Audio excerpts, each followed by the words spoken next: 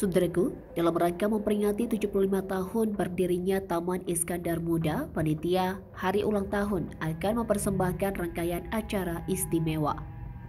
Acaranya mencakup Pekan Kuliner Aceh, pertunjukan seni dan budaya, pameran UMKM, olahraga, talk show budaya, serta lomba pidato berbahasa Aceh.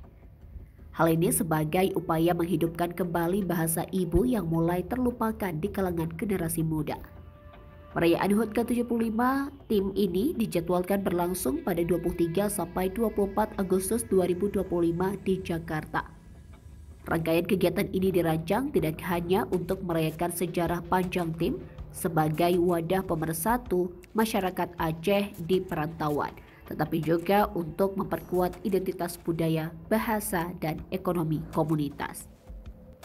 Ketua Panitia HUT ke-75 Taman Iskandar Muda, Ismail Rasyid, menyampaikan bahwa seluruh kegiatan akan melibatkan partisipasi aktif masyarakat lintas generasi, komunitas seni, pelaku UMKM Aceh, serta tokoh-tokoh budaya.